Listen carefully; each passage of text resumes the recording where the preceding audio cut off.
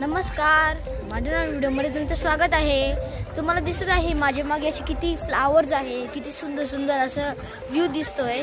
तर आज आपण आलो आहे द फ्लावर फील्ड्स असं म्हणून एक प्लेस बघणार आहोत, सगळं हे गोष्टी करणार आहोत। तर चला व्हिडिओ चालू करूया। आज आपण या फुलांच्या मोठ्या शेतामध्ये आलेलो आहे आणि हे शेत किती मोठं आहे किंवा हे कसं शेती करतात तिथे ते आज आपण बघणार आहोत। तर असे अमेरिकेमध्ये असे खूप असे बाग असतात किंवा फार्म्स असतात आणि प्रत्येक याच्यामध्ये असं वेगवेगळे असं फ्लावर्सची शेती करतात। तर कधी कधी असे ट्यूलिप असतं किंवा हे जे आहे टेकेलोटे रेनिन्क्युलस असं याचं हे फ्लावर्सचं शेत आहे। हे जे पूर्ण फार्म आहे हे 55 एकरचं आहे आणि त्याच्यामधलं 50 एकर जे त्यांनी असं हे पूर्ण फील्डसाठी असं शेतासाठी करून ठेवलेलं आहे आणि उरलेलं 5 एकर जे आहे ते त्यांनी असं ॲक्टिव्हिटीज किंवा मुलांना खेळायला जागा किंवा अजून छोटे गार्डन त्याच्यासाठी केलेलं आहे। तर अमेरिकेमध्ये पेन्सिल्व्हेनिया या असं राज्यामध्ये सगळ्यात जास्त फुलांची शेती केली जाते। तर अशी फुलं विकून अमेरिकेत मोठ्या प्रमाणात इन्कम पण कमवतात।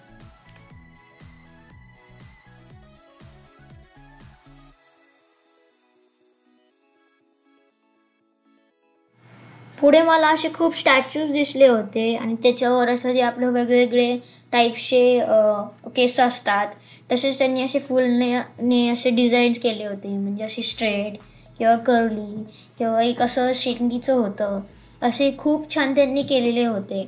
जसे माणसांचे केसांची वेगवेगळी स्टाईल असते आणि तसेच इथे त्यांनी असे स्टॅच्यूजवर असे त्यांनी वेगवेगळे केसांचे प्रकार बनवले आहेत, फुलं वापरून किंवा लीव्स वापरून। तुम्हाला दिसत आहे किती छान त्यांनी असे हे सगळे प्रकार बनवले आहेत। हे मला असं खूप आवडलं। हे तुम्हाला आवडलं का हे कमेंटमध्ये सांगा।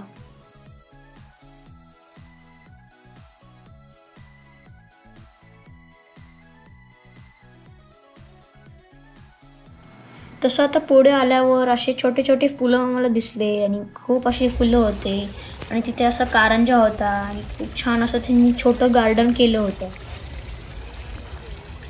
एक ग्रीन हाऊस असं म्हणून हे प्लेस मिळाली, तिथे असं रेड आणि येलो फ्लावर्स होते असे खूप, आणि ते असे सगळे छान बघायसाठी ठेवले होते आणि तिथेच वरती असे त्याची माहिती पण होती।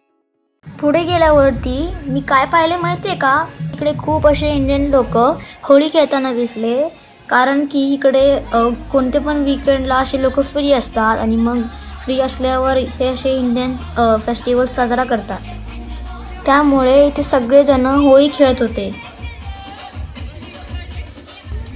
त्यांनी अशी तिथे एक मुलांसाठी अशी जागा केली होती, असं तिथे ते असे स्टँड देतात आणि मग ते असं आपल्याला ती चाळणीसारखी चाळायची असते आणि त्याच्यामधून असे रॉक्स आपल्याला मिळतात वेगवेगळे कलरचे, आणि असे मला खूप रॉक्स पण मिळाले।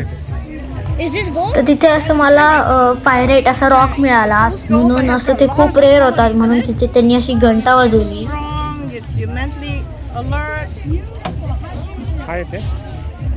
What is it called again? Pyrite. Okay.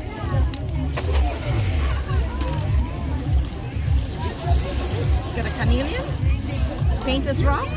You got a nice tiger's eye there, and it keeps you safe. Love stone, the rock quartz. You got the hawkeye, distance in the sun. The leopard makes you strong. Snowflake obsidian is a volcano rock. जे मला Roxx मिळाले त्यांनी ते असे नाव सांगितले त्यांचे आणि ते मला मग दिले। पुढे त्यांनी असं एकदम सुंदर असं बटरफ्लाय गार्डन केलं होतं आणि तिथे असे फोटो काढण्यासाठी खूप असे ठिकठिकाणी जागा केले होते।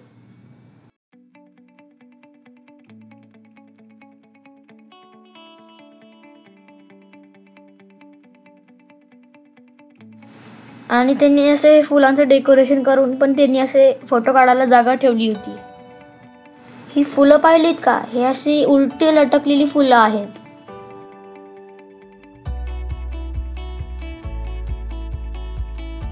छोट्या मुलांसाठी त्यांनी असं सॅन्टास प्लेग्राउंड म्हणून पण असं केलं होतं। पाहिलं छोट्या मुलांपासून ते एकदम आजी आजोबापर्यंत त्यांनी असं सगळ्यांना मजा यावी म्हणून असं त्यांनी शेत बिल्ड केलं होतं. अजून एक त्यांनी अशी छोटी ॲक्टिव्हिटी छोट्या मुलांसाठी केली होती, म्हणजे असं ते दर ठिकाणी जायचं, असं दर पॉईंटला जायचं. तिथे असं ते स्टॅम्प्स होते वेगवेगळे आणि ते असं ते आपलं पासपोर्ट असं म्हणून त्यांनी असं बुकसारखं दिलं होतं. त्याला दर प्लेसला गेल्यावर ते असं स्टॅम्प करायचं. दिवसभर फिरलं तर भूक तर लागणारच ना. मग त्यांनी असं इकडे इंडियन फूड असं रेस्टॉरंटनी त्यांनी असं इंडियन फूड ठेवलं होतं. तर मग आम्ही हे इंडियन फूड इथून घेतलं आणि खाल्लं.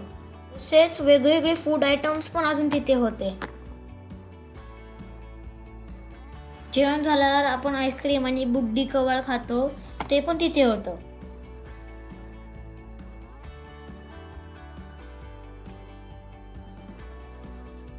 तिथे असं लिहिलं होतं की तुम्ही असं 4 पानांचं झाड असं शोधलं तर तुमचा हा लकी डे आहे, पण आम्हाला तर काही मिळालं नाही.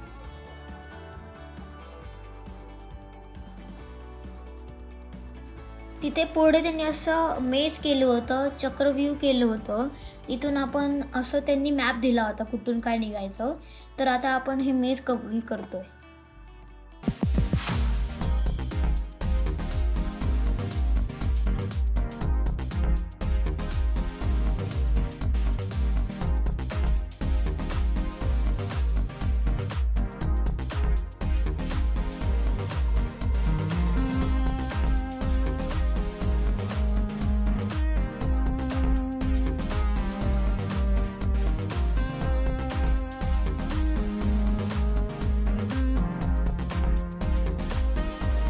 हे असं खूप मोठं आम्ही चक्रा मारत होतो, पण मग फायनली आम्ही बाहेर आलो. इथे आम्हाला एक स्टॅम्पचा पॉईंट दिसला, तर तिथे मी आता स्टॅम्प मारायला गेलो. पुढे गेल्यावर त्यांनी असे खूप अशी फुलं ठेवली होती एका ग्रीन हाऊसमध्ये. एक मोठं ग्रीन हाऊस आम्हाला दिसलं.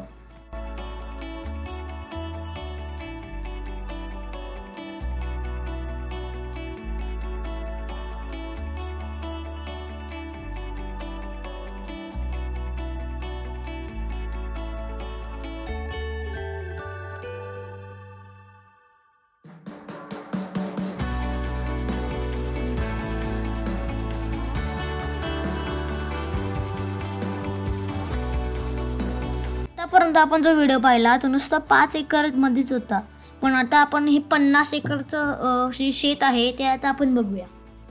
हे जे शेत आहे हे खूप जुनं आहे. 1920s मधलं हे शेत आहे आणि ते जे जुन्या गोष्टी होत्या त्या असं तिथे फोटो काढण्यासाठी ते ठेवल्या होत्या. हे जे तुम्हाला लोक दिसत आहे ते तिथे असे काम करत होते आणि फूल काढत होते आणि ते फूल काढल्यावरती तिथे असं विक्रीसाठी फूल होते.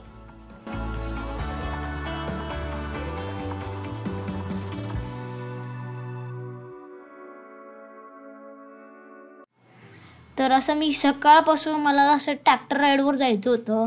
तर इथे असं त्यांनी ट्रॅक्टर ठेवला होता. असं पूर्ण त्यांनी शेताची राईड करून दिली आम्हाला.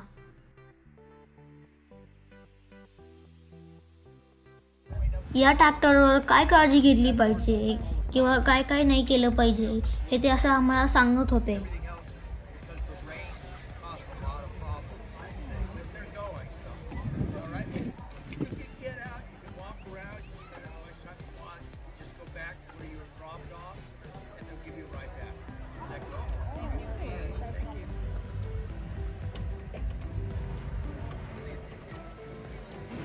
तर आता आपण निघालो आहे ट्रॅक्टर राईडसाठी. बघितलं असं फुलांचं एकदम गाडीतच दिसतो आहे आणि असं लांबपर्यंत फुलं दिसत आहेत आणि छान व्ह्यू पण येतोय.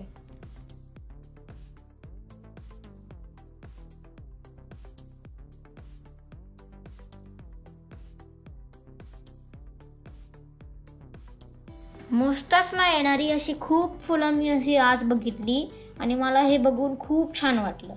तुम्ही पाहिले का एवढी जास्त फुलं कुठे? तुम्ही पाहिले असतील तर मला नक्की कमेंटमध्ये सांगा.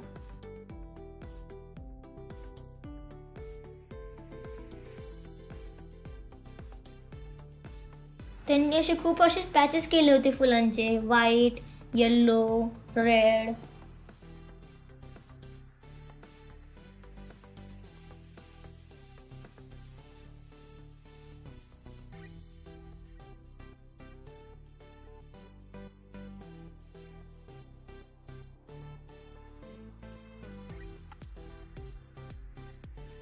तिथे आणि त्यांनी मध्ये मध्ये स्टॉप्स केले होते असे ट्रॅक्टर राईडचे. असं म्हणजे तुम्ही खाली उतरू शकता, फोटो काढू शकता आणि मग परत दुसऱ्या ट्रॅक्टरवर चढू शकता.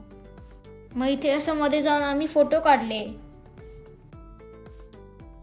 फोटो काढून झाल्यावर आम्ही ट्रॅक्टरमध्ये बसून दुसऱ्या स्टॉपला गेलो.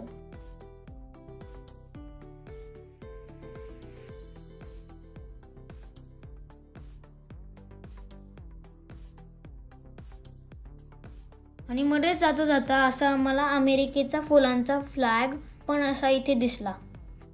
तो फ्लॅग खूप छान आणि सुंदर दिसत होता.